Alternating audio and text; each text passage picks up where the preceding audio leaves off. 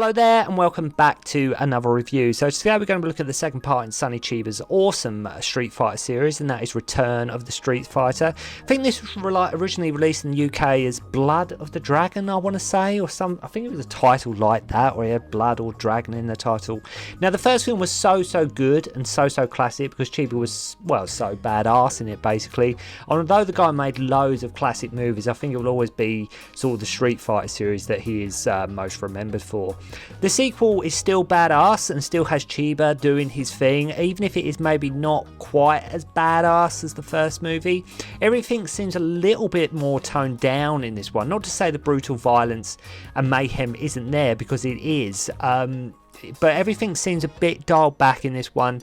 Now, these movies will never be awarded for the plot. To be honest, the films are so simplistic, sometimes with a few plot holes and inconsistencies here and there. But Sonny Chiba holds the screen with such force and unparalleled rawness that you can't sort of tear your eyes away when watching the Street Fighter movies. And yes, the sequel does pay tribute to the notion of, well, if it worked the first time, let's do it again. That's pretty much sort of the thing here. The whole rinse and repeat idea, and sometimes that's all the sequel or follow-up needs to be. The fights are still there, the plot is simple, villains return, eyes pop out, etc. And it goes without saying, if you enjoyed the first movie, then you're definitely going to have a blast with this one.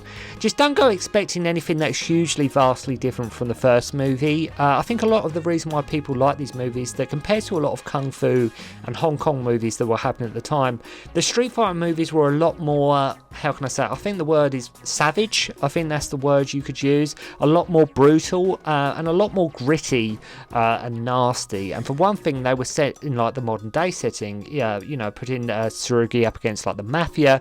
In many ways, it's sort of like what Gareth Evans, like with The Raid, done years later, and that let's make it as violent as possible, so much so that it almost like becomes like a crowd pleaser, you know, and fun, and it's the kind of movies you can sit with your friends with, have some beers with, and just enjoy basically some great violent action without having to worry too much about the plot. And that is exactly what the Street Fighter movies do. And it is the violence that makes these films so memorable. The fact that it is so insane and so over the top, you can't help but smile as you watch it and just have fun. So the film starts right away with our Street Fighter Takuma Tsurugi being recruited to go after these two accountants who have sort of gone rogue. Then in his usual style, he gets into the embassy by using a motorcycle to somersault in. He beats the crap out of some guys in there and then just basically gets arrested. See, this is all part of his plan, right? This is all part of his plan. He always has a plan going on. It's one of these guys he's after is in sort of the interrogation room, and to get things off to a good start, he just, you know, finger jabs him in the throat, and he escapes by simply jumping out of a window. I guess the idea here was to give the film more of a flashy opening sequence, more in like tune with something like you'd find in a James Bond movie. So the other guy here he is after is called Rio Grande, and he gets shot, and Sonny gets this Buddha off him. Then he has like taken like sort of this Buddha that he has taken. Now what is interesting, after we cut to this karate school, they actually bring weapons forward in this movie, and much like a movie like say Legendary Weapons of China, they highlight and name all the weapons that are used, almost educating the viewer in a way. We get nunchaku, we get tonfa, we get sai. So the people who wanted the Buddha want it so they can fund their martial arts center. This cop, Yamagami, who is friends with Master Matsuoka from the first movie, thinks the mafia is behind their sort of backing. And it's worth noting, well, at this stage, we haven't seen Sonny Chiba in the movie for a good number of minutes, so it's not like he's sort of on screen the whole time throughout the movie. Like, he sort of disappears a little bit here. The film does rely heavily on flashbacks too, even showing the whole fight between Tsurugi and the Master from the first movie too.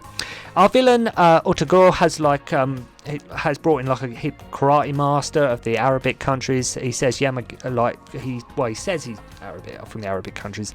Yamagami the cop is also a karate expert, wouldn't you know? And finally we get to see Sonny working out in the gym. You can't ever underestimate the guy's speed and ability Sonny Chiba's in, and even in this short segment here, he is just absolutely owning it. He gets a message on the radio somehow saying to go to the station, and dare I say he looks very handsome and cool in his black get-up and don't sort of mess with me kind of attitude that he has throughout the whole of the movie. So he finds this lockbox and his orders are to kill Kendo Matsuoka, and he won't do it as he has some loyalty to the guy. Then the villains go down the whole, well, he knows too much, we have to get rid of him route. So they've asked him to do something, he won't do it, and then it's like, well, he knows too much, we've got to get rid of him. Talking of Bond, we even get like a ski lift, sort of ski slope type segment here. Once he gets to the top of this thing, of this like this ski slope, it all kicks off, right? It all kicks off. Have guys coming at him left, right, and centre, and the idea of having a fight in the sun, like in the snow, not only visually looks great, but it gives the movie a lot more scope. I mean, okay, no reason as such for him to be on the ski lift, and it goes from sort of a storm to no storm in the blink of an eye, but who cares, right? Who cares? It's still fun and entertaining. Then we have probably one of the best moves in all of the Street Fighter movies, with him hitting this guy so hard on the back of the head that his actual eyes pop out. And now that is what I call like a great use of ping pong balls. That's all I can say. But it's still, as I say, this is what a lot of people watch these Street Fighter movies. There's no sort of necessarily grace or finesse in these movies. These films, like I say, they're hard, they're fast, they're brutal, they're savage, and the violence is almost done for comedic results. As I say, especially sort of when the eyes pop out and you can see clearly they're ping pong balls and things like that, it just makes it fun. Then we get an awesome showdown in like a massage parlour, which we also saw in like films like Jackie Chan's Protector. There was a massage parlour fight. We also Jackie Chan done it again in Rush Hour 2, and we see it here. I would just say, even watching the film even now, it still is amazing how sort of fantastic these fights still look. They do try to inject some comedy here, with this guy bragging that he's sort of a karate expert and then proceeds to get a bloody nose with just basically one punch, though he made a point that he has like a fourth Dan, so not probably telling a few fibs there. So Sonny randomly meets this woman in a lift, and like the very next scene you see is them in bed together, but wouldn't you know it, she turns out to be an assassin too, and not one to be subtle. He just breaks her arm and stabs her. That's the thing with Sonny Chiba in these movies. He doesn't do things by halves. So then he has to fight this sort of Arab fighter, and I love the moment where he hits him on the head and you can just see more and more blood pouring out at one point. Not one to do away with a good villain, but Shigehiro from the first movie shows up, who now has like a voice box, and we then get another flashback just to remind you why he has a voice box, and you're like, oh yeah, that's right, he had his vocal cords ripped out. Now I remember. Amazing, in a film as early as this, we get Sony product placement as well when the two fight, and thunder and lightning for good measure. Now at this point you think Tsurugi is beat as he sort of gets stabbed and falls off the roof, right? So you think he's sort of licked at this point, you think he's pretty much done. Utagoro gets called out for his school for being like a front for the mafia, and it's worth noting quite a few Western looking actors are in this movie as well, like a guy from, and there's also a guy from like New Delhi as well, so it's not just, like I say, it's like Japanese movie in terms of the cast through and through. So Yamagami gets shot after a raid by the mafia, and we learn that Sonny is resting in the sewer. I mean, not the most pleasant of places to recover from your wounds, but you got to make do in these situations. But as I say, he's sort of resting up in a sewer, so I guess it'll do. We even then get a flashback from the first movie about his father, which gives him, because there's a flashback in the first movie then, so we sort of get a flashback to that flashback. So bearing in mind the film's running time is not overly long, there's probably more flashbacks in it than one would think there is. So he gets, this happens, which gives him the strength and willpower to sort of recover, and the classic Street Fighter theme kicks in. It's one of them themes that, if you have seen these movies, I find myself, whenever I'm watching them, I'm probably humming the theme for like a few hours after I've seen it, because it does stick in your head a little bit. At least it did with me, which I'm always humming or whistling a day or two, or any time after I watch them. And notice, well, I haven't mentioned the female sidekick in this one, largely because there is not much to say about her. Very much time she doesn't really add much to the plot, so just needs to sort of, no need to really go into that in terms of the sidekick role. So how does he heal himself as he's trying to sort of recuperate? Well, he just pours a full bottle of booze all over himself, okay? And that's all.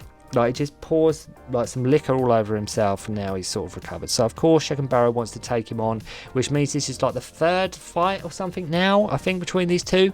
So he actually stabs one guy with a gun. You know, yes, you heard that right. And the end fight is just as brutal as you would expect. And the gimmick with this one seems to be sort of a flashlight.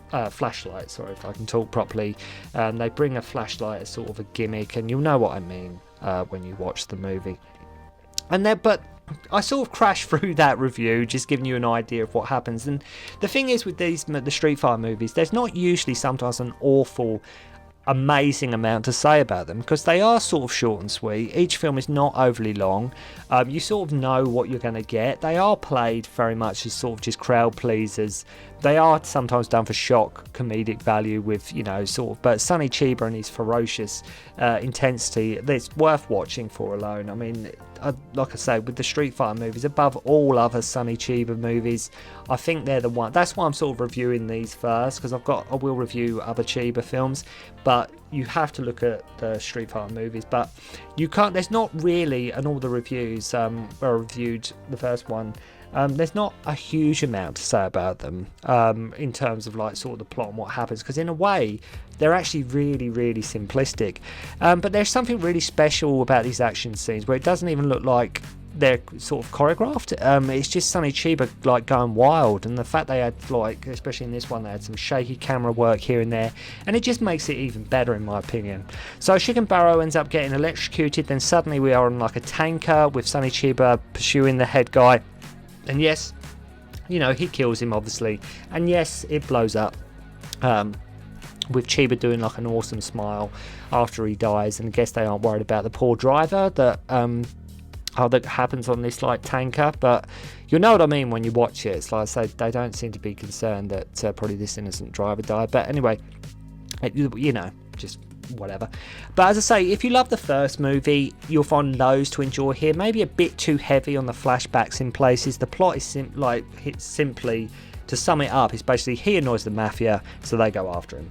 That is basically all you need to know. And when I say these films are simplistic, they really are. There's really not a huge amount going on in the Street Fighter movies, because you're watching, like, you know, you're watching it for the action, you're watching it for Sonny Chiba, and it may be the second one, it may be this one here, it may be not as brutal as I mentioned as the first one, but there's still loads for here to satisfy your Street Fighter itch. All the Street Fighter movies I feel are worth watching, and there is loads to be enjoyed in each. You could even argue there is not that much that separates or differentiates each movie, because they are sort of, by and large, the same type of movie. Like I say, it is sometimes just rinse and repeat, but they are such classic films, especially when you take into account when they were made.